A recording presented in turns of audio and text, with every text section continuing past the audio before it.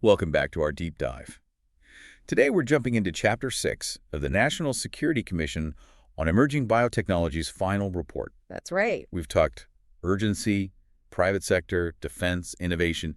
Now it's about the international angle, how the U.S. works with allies and partners on biotech. Exactly. And the core message here is pretty clear. Biotechnology, especially now, it's not something one country can really master alone. Like a team sport, you mean? Yeah, precisely.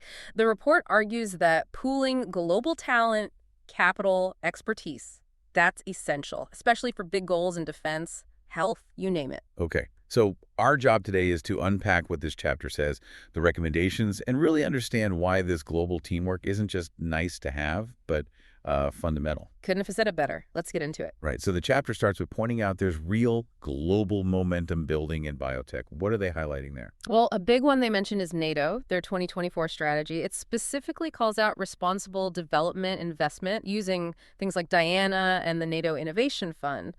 So other key players are definitely leaning into biotech strategically. Absolutely. And that leads to the report's point that the U.S. needs to, well, not just watch, but actively renew commitments, build new partnerships even.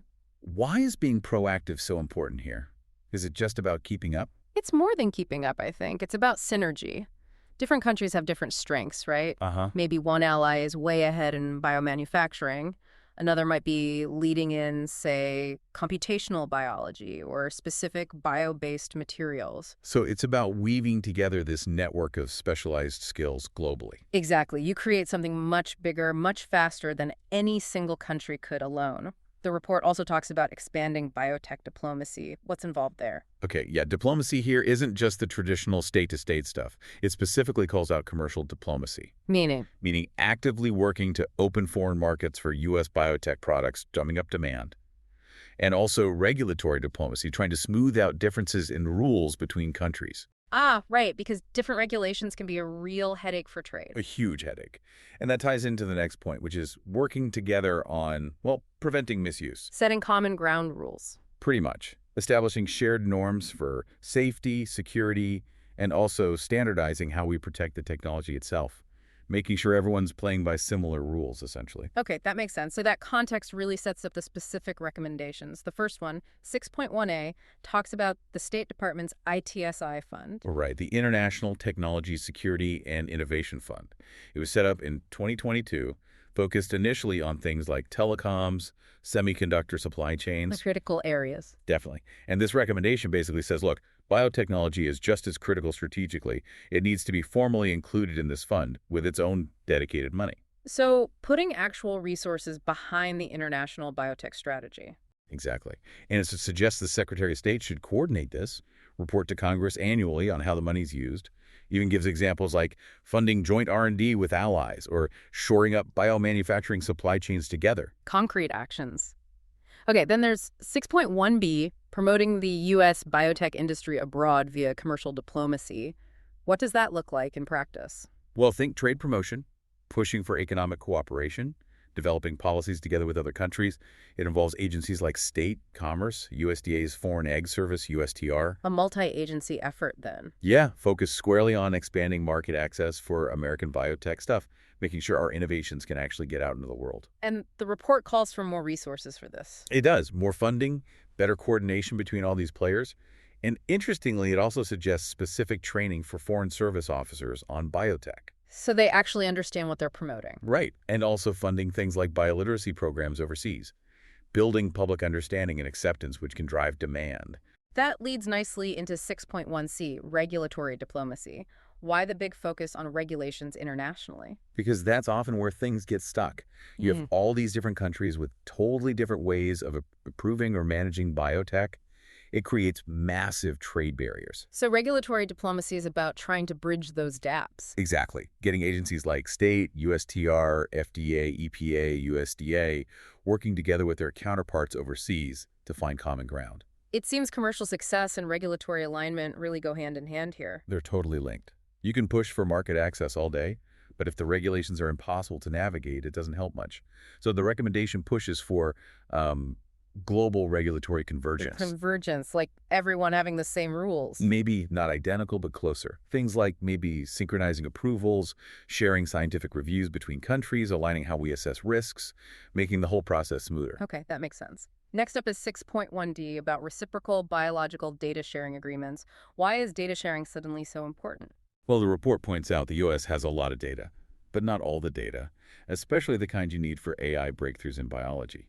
It's finite. And allies have unique data sets. They do. Unique biological samples, maybe specific measurement capabilities. They mention Australia's strength in RNA work as an example. But right now, we don't have great ways to easily pool this data. And is there a concern about others, maybe adversaries building big data sets? That's definitely highlighted. Some adversaries are building huge biodata repositories, maybe not always ethically. So this recommendation says state, working with NIST, should forge international agreements. Agreements for what specifically? For reciprocal data pooling, sharing data back and forth. It also stresses creating shared data standards so the data is actually usable for AI. Interoperability. Exactly. And agreeing on fair rules for collecting, storing, using that data based on shared values like informed consent and, mutual benefit. It suggests using existing groups like AU-KISS, the Quad, or G7 to get started. Interesting. Okay, recommendation 6.1E shifts gears a bit, looking at the demand side, particularly NATO. What's the issue there? The issue is that for defense-related biotech, there often isn't a clear, strong demand signal from buyers. This makes it hard for companies to scale up production. Even with U.S. defense spending? Well, the U.S. is one buyer. But NATO countries together spend a lot on defense. That collective market is largely untapped for biotech, according to the report. So the idea is to get NATO countries to team up on buying this stuff. Pretty much. Pool their purchasing power. Aggregate demand. Recommendation 6.1E suggests state and DoD should push NATO allies to do this. How would that work? They mention things like joint advanced market commitments or offtake agreements, basically guaranteeing purchases if companies develop specific needed products. They even reference the COVAX model for vaccines. As a kind of template. Yeah. So the recommendation asks state and DoD to develop a strategy within NATO to figure out critical biotech needs, like, say, bio-based fuels or materials, set up ways to share info and actually buy things together, and also check if the U.S. market can even supply that demand. Creating a more predictable market pull. Got it. And the last point under promoting biotech is a fellowship program. Right. This one's about people-to-people connections and building expertise. The idea is for Congress to fund a fellowship, bringing people from NATO countries to work in U.S. government agencies alongside our researchers and policymakers. On what kind of projects? On things right at the intersection of biotech, international security, and defense. It's about getting fresh perspectives, building relationships, and boosting our collective know-how. Okay, so that covers the promote side quite thoroughly, but then the chapter pivots to protecting biotechnology with allies. What's the thinking here? It's basically saying, look, promoting innovation and trade is great, but we also need to work together to guard against misuse. By adversaries or even just accidents? Both. So it means coordinating internationally on things like screening investments from potentially hostile sources. Adversarial capital. Right. And aligning our export controls, making sure our data security practices are robust and compatible. The big goal is to embed safety, security, and responsibility into the international norms around biotech. Which leads to recommendation 6.2A, developing international norms and standards. Why is U.S. leadership seen as so crucial there?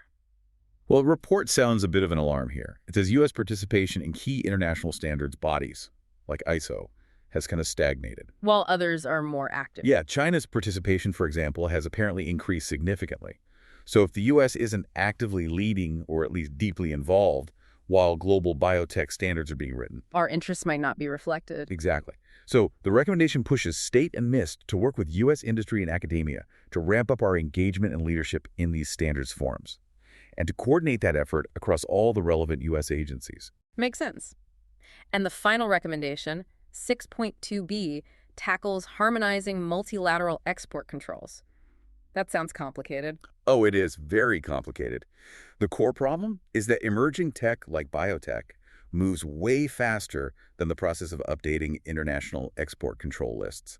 It can take years. And the existing systems have issues. They do. Regimes like the Wassenaar Arrangement include countries like Russia, and they operate by consensus, which makes agreeing on new controls really difficult and slow. Which creates loopholes. Potentially, yes. Yeah. If controls aren't harmonized, adversaries might just go technology shopping in countries with weaker rules.